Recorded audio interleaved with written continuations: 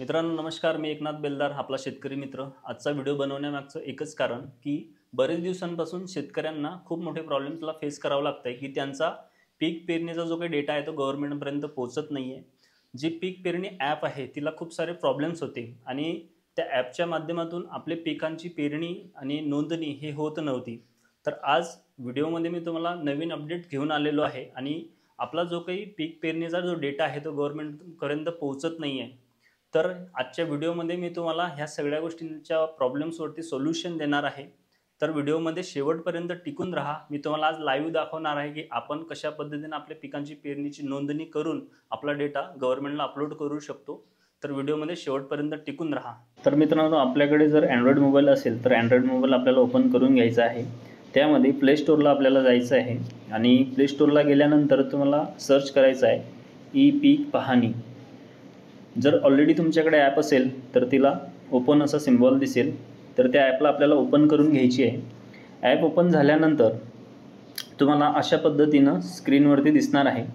तर या ठिकाणी खातेदाराची निवड आपल्याला असं दिसणार आहे. नवीन खातेदाराची नोंदणी करा ह्या पद्धतीनं दिसणार आहे. तर या ठिकाणी खातेदाराचे नाव जर तुमचं ऑलरेडी असेल तर तुम्ही त्यामध्ये सुद्धा भरू शकता. जसं काय ठिकाणी दिसतंय मी एकनाथ महादेव बेलदार, माझं त्या ठिकाणी नाव दिसतं आहे.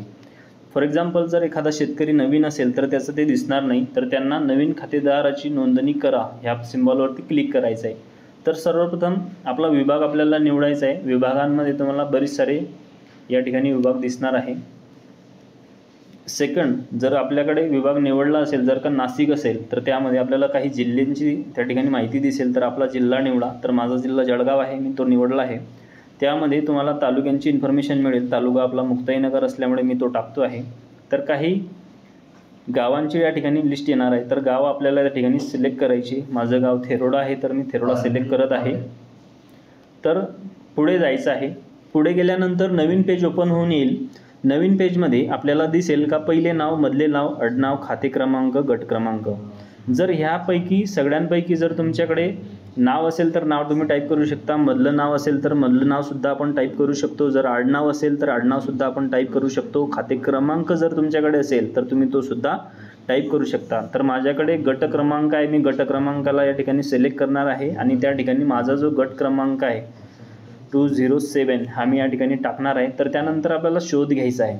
शोध घेतल्यानंतर तुमच्याकडे नवीन पेज येणार आहे, त्यामध्ये निवड करायची आहे. तर बघा 4 ते 5 प्रकारची नावं तुमच्या समोर आली. तर माझं जे नाव आहे एकनाथ महादेव बेलदार त्याला मी सिलेक्ट करेल. सिलेक्ट केल्यानंतर आपल्याला पुढे जायचा जो ॲरो आहे त्याला जायचं आहे. पुढे गेल्यानंतर माझा जो खाते क्रमांक आहे तो दिसतो आहे 7858. तर त्याच्यानंतर आपल्याला नेक्स्ट पुढे जायचं आहे. नेक्स्ट गेल्यानंतर तुमचा खाते क्रमांक सर्वेक्षण क्रमांक यशस्वीपणे नोंदणीकृत झालेलं आहे. तर मी ऑलरेडी केलं आहे म्हणून ही इन्फॉर्मेशन मला दिसत आहे. तर ठीक आहे. ह्याच्यानंतर नवीन पेज आपल्याला या ठिकाणी दिसणार आहे.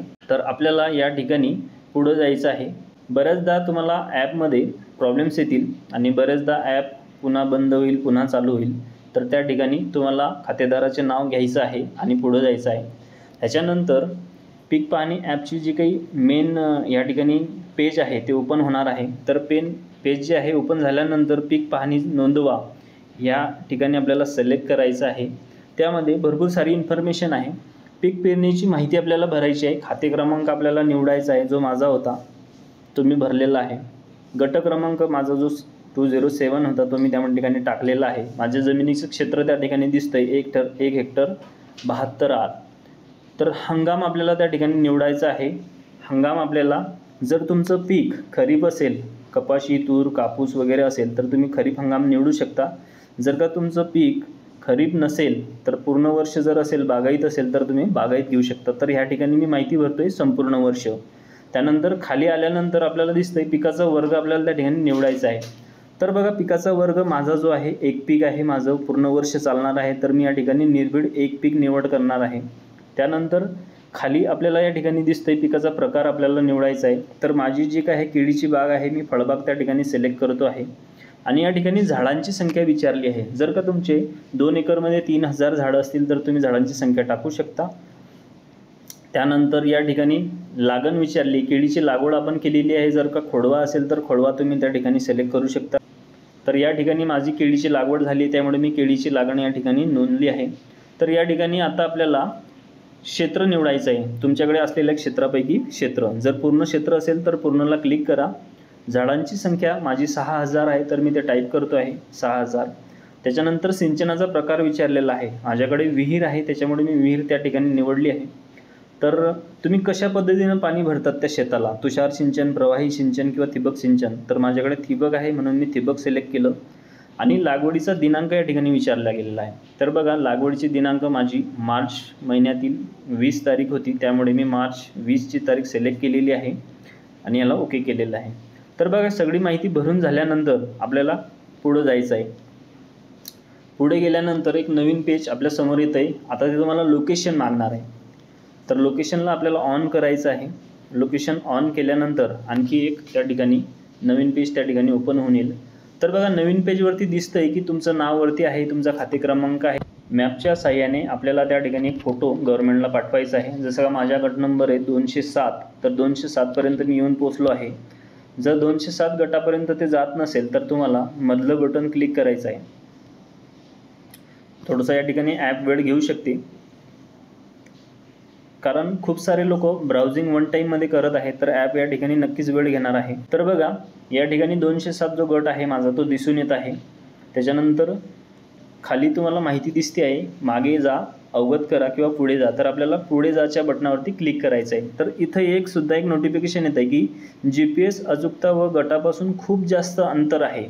तर ह्यावर एक सोल्युशन आहे मित्रांनो, की आपण आपल्या प्रॉपर शेतामध्ये जायचं आहे आणि सेंटरला उभं राहून आधी आपलं मोबाईलचं गुगलचं लोकेशन ऑन करायचं आहे आणि तो पॉईंट त्याला टच करायचा आहे, की जेणेकरून आपण आपल्या प्लॉटमध्ये असणार आहे.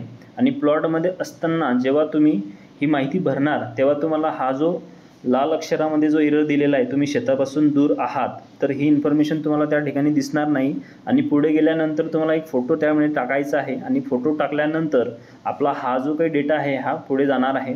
आणि गव्हर्नमेंटला गेल्यानंतर त्याचा एक लास्टला एक स्क्रीनशॉट आपल्याला घ्यायचा आहे आणि तो स्क्रीनशॉट आपल्याला पुढे पास ऑन करायचा आहे. तर मित्रांनो, आपण बघितलं की कशा पद्धतीनं आपला डेटा हा गव्हर्नमेंटपर्यंत पोहोचवता येतोय. ॲपद्वारे आपण शिकलो की आपल्या पिकाची नोंदणी कशी करायची आहे. जर ही इन्फॉर्मेशन तुम्हाला आवडली असेल तर हा व्हिडिओ तुमच्या जास्तीत जास्त मित्रांपर्यंत, शेतकऱ्यांपर्यंत शेअर करा.